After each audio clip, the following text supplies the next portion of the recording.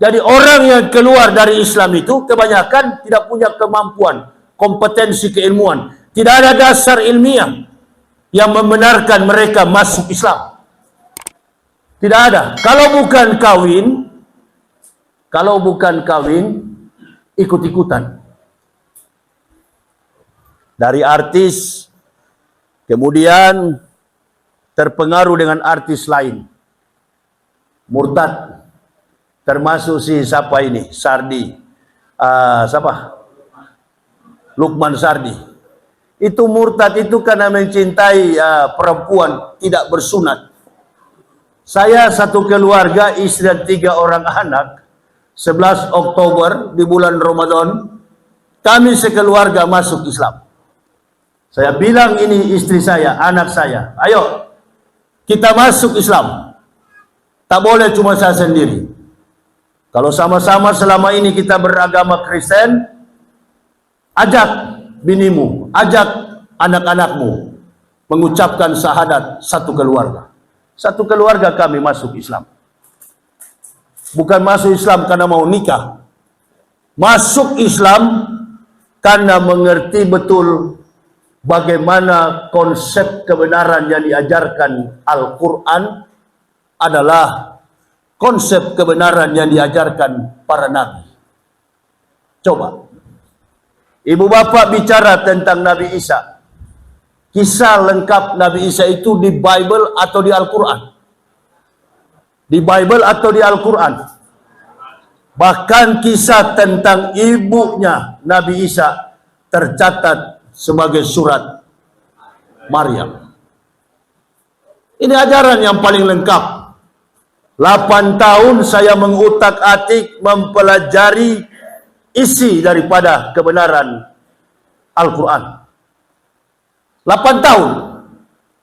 Saya pelajari diam-diam setiap kalimat teori Bible, Old and New Testament, perjanjian lama dan perjanjian baru. Saya bandingkan dengan Holy Quran. Setiap kalimat dalam Al-Quran saya cari pembenarannya. Apakah Nabi Ibrahim pernah menyebut Isa? Bagaimana sejarah menceritakan tentang kewibawaan Isa dalam Al-Quran? Perspektif Quran menceritakan tentang kepribadian Al-Masih. Dan apakah Al-Masih, Isa, pernah menyinggung atau menyebut nama Nabi Muhammad di dalam Quran dan Holy Bible? Akan saya cari. Saya temukan semuanya di dalam Bible Kristen, perjanjian baru. Yohanes pasal 14, ayat 15 dan seterusnya. Di situ dikatakan Yesus menjanjikan penghibur. Akan datang di tengah-tengah kamu seorang penolong, yakni Roh Kudus. Yang dijanjikan seorang penolong, tapi yang datang adalah Roh Kudus. Saya periksa dalam kitab Talmud Bani Israel. Karena ada 3 agama besar di dunia. Yudaisme, Kristen, dan Islam. Saya cari manuskripnya tentang siapa Roh Kudus. Roh Kudus ini kalau dalam bahasa Ibrani disebut dengan Ruach HaKodesh. Ruach HaKodesh. Roh Kudus. Saya cari tahu apakah betul ini adalah Roh Kudus. Roh Kudus itu adalah hembusan angin. Dan kami mencari tahu dalam kamus besar bahwa dalam bahasa Talmud Israel, bahasa Israel, abjad daripada bahasa Ibrani itu hampir sama dengan abjad Hijaiyah. Kalau kita orang Islam menyebut alif, orang Yahudi menyebutnya alef. Kalau kita menyebut ba, mereka menyebut bet. Alef, bet, gimel, dalet, he, waw, sayin, ket, tet, yot, kaf, lamet, mem, nun, samek, ayin, pesade, kofres, yushin, tong. 22 abjad ini yang menjelaskan kepada saya, ternyata orang yang dimaksud itu adalah Ahmad bin Abdullah. Ahmad. Sampai sekarang Yahudi pakai di tembok ratapan. Coba. Nanti habis saya ceramah, ibu bapak punya Android. Buktikan apa yang saya katakan ini. Di tembok keratapan Wailing Work, ketika orang Yahudi bersama dengan pemerintah yang ada sekarang di Israel, Perdana Menteri Benjamin Netanyahu dan pasukan-pasukan iblisnya, Israel Defense Forces, IDF, ketika mereka akan bertempur atau usai bertempur, mereka datang ke Wailing Work, lalu mereka meratap, Adonai Yismorka Mikolra, Yesemor etnap seta Mikolra, Adonai Yismorka kaufueka me'ata we'at olamim. Di ujung pengakuan syahadat ini, mereka sebut hikman takim dekola Muhammadin.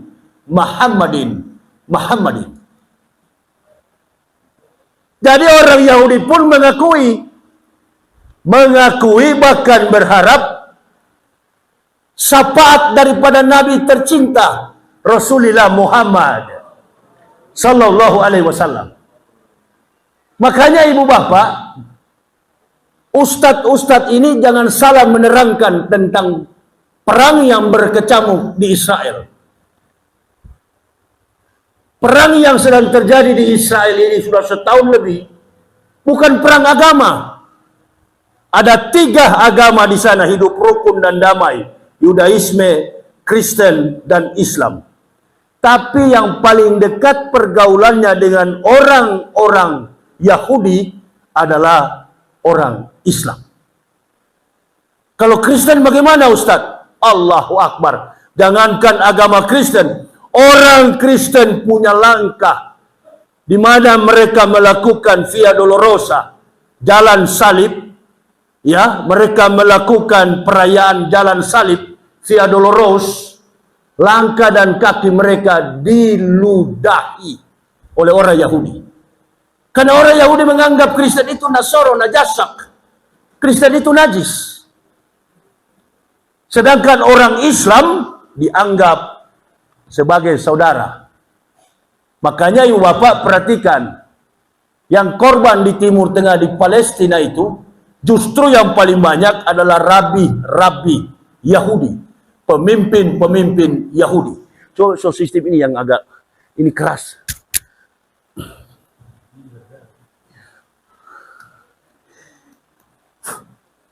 Yang agak lembek, Pak, jangan napas saya Pak ya. Nah, Ibu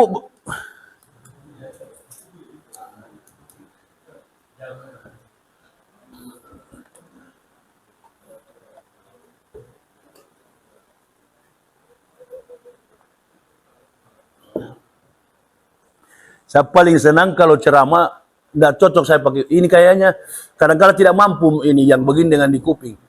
Paling bagus saya kalau yang pegang. Ya. Ini sini Pak Ji. Ah ini. Oh bukan ini. Tak kuat juga ini. Jadi ibu bapak mesti tahu bahwa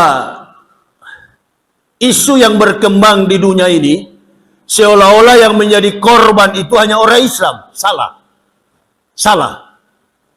Yang jadi korban itu bukan cuma Islam. Kristen, Katolik, Ortodoks, Evangelism, dan juga rabi-rabi Yahudi. Ini biadabnya IDF, Israel Defense Forces. Tentara Israel inilah bersama Benjamin Netanyahu. Ini iblis semua. Jadi di sana itu adalah tragedi kemanusiaan yang tidak ada hubungannya antara perang agama. Tidak ada hubungannya. Nah, cuman kedekatan pergaulan antara 3 agama ini, yang paling dekat dengan Islam adalah, yang paling dekat dengan Israel adalah Islam. Sedangkan orang Kristen nggak ada yang mau berteman. Nggak ada. Coba tanya pendeta-pendeta di dunia ini. Kalau mereka ke Israel, apa mereka berteman dengan para rabi Yahudi? Tidak. Jangankan berteman, napas mereka pun dianggap najis.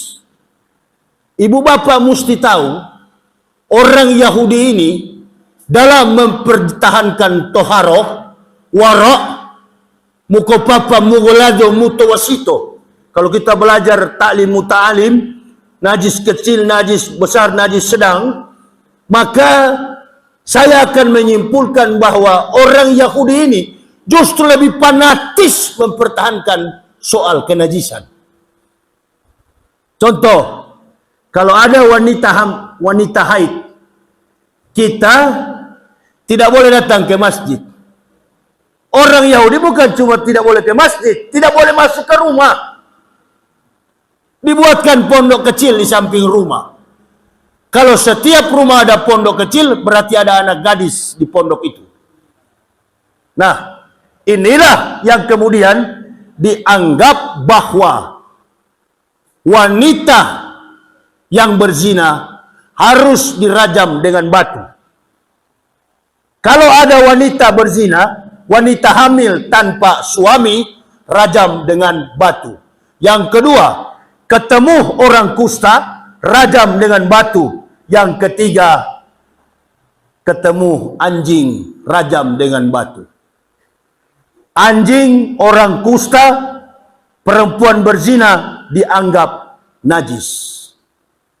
Nah, pada waktu itu, kepala pengadilan agama bernama Kayafas, orang Yahudi. Raja mereka adalah Herodes, wali kota mereka orang Romawi, Pontius Pilatus. Mereka ajukan gugatan kepada pengadilan. Di sana ada perempuan hamil. Ini akhir tahun, tetapi juga Natalnya kafir. Saya mau jelaskan kepada ibu bapak supaya ada di antara kita yang mau ikut Natal nggak jadi. Artinya yang mau murtad nggak jadi murtad. Begitu. Tangkap si Maryam itu. Dia berdiam selama berbulan-bulan, perutnya makin membengkak. Tanya, siapa yang menghamili? Ada satu golongan orang-orang kecil pelihat bintang. Di kalangan Kristen disebut dengan orang-orang Majus. Di kalangan Islam disebut Majusi. Ini orang-orang yang suka melihat bintang, astronom. Begitu datang pemerintah, hei Maryam, tibalah saatnya kami ingin menanyakan, siapa yang menghamili Anda? Demi Allah, wallahi kata Maryam, tidak ada seorang laki-laki pun kenal dengan kami. Tidak ada seorang laki-laki pun yang bersahabat dengan kami, berteman. Tidak pernah kami disentuh sedikit pun. Karena desakan orang Yahudi begitu kuat, mereka paksakan Maryam untuk mengaku. Tengah-tengah malam Maryam tidak tahan dengan desakan ini, dia lari. Dia berdiam di bawah pohon korma. Ini yang kemudian Kristen bikin cerita dongeng, taruh di kandang binatang. Ibu bapak coba jalan-jalan ke Israel, ada orang Israel punya kandang. Biri-biri, kambing, domba, lembu, dan sapi dilepas di tengah-tengah hutan belantara, dilepas di gunung-gunung berbatu-batu. Tidak ada kandang. Oh, cerita omong kosong luar biasa ini. Tersesat orang-orang kafir ini. Ini dia. Tangkap. Cari Maryam, selidiki dia. Tanya siapa yang menghamili dia. Datanglah malaikat namanya Ruhul Quds. Dalam bahasa Ibrani, Ruach HaKodisi atau Ruhul Quds itu adalah malaikat Jibril. Maryam, kembalilah, pulang saja ke rumahmu, karena sudah waktunya Anda bersalin. Kembalilah Maryam pulang ke kampung halamannya, pulang dia dengan dibimbing oleh malaikat Israel. Sampai di rumah, dua orang suami istri yang menjaga persalinan Maryam, Ananias dan Safira. Saya bukan Kristen, tapi saya hafal istilah nama-nama mereka. Pendeta Kristen pun nggak hafal. Saya hafal, tahu persis. Sampai rumahnya Isa dilahirkan, saya tahu. Di Bait Lam, rumah roti, atau kita sebut dalam bahasa orang awam Bethlehem. Tadi saya baca di pagar gereja itu di Angkatan Laut. Kita pergi sama-sama ke Bethlehem. Bethlehem mana? Bethlehem mana? Kamu dianggap kafir di sana. Itu. Ya, beda dengan kita. Orang berselisih. Orang bertanya, "Ustadz, ini ada keturunan habaib, ini bukan." Bagaimana menurut Ustadz? Ustadz ikut Wali Songo atau habaib? Saya bilang begini, jawabannya, there is a big picture on the back. Ya, kamu orang Islam tapi tidak tahu menjaga rahasia sesama Muslim. Bagaimana doa kita kepada Allah Subhanahu wa taala? Ya Allah, lindungilah Nabi Muhammad, anak cucu dan para sahabat. Ada enggak para habaib? Ada enggak anak cucu? Kenapa sekarang baru ribut? Ya, 500 tahun kita bergulat, Islam menang. Islam dimuliakan karena persatuan antara Wali Songo dan Ba'alawi. Kalian sendiri yang bangun Islam, kalian yang hancurkan. Al-Islamu mahjubun bil muslimin. Islam dirusak oleh orang Islam sendiri. Tidak tahu menjaga rahasia. Ini permainan siapa? There is a big picture on the back. Ada gambar besar di belakang sana untuk menenggelamkan, menghancurkan Islam Indonesia. Supaya tidak muncul. Karena tidak ada Islam yang paling baik, Islam yang paling santun, Islam yang paling toleran, Islam yang paling berdedikasi, dan Islam yang paling berkompeten kecuali Islam Indonesia.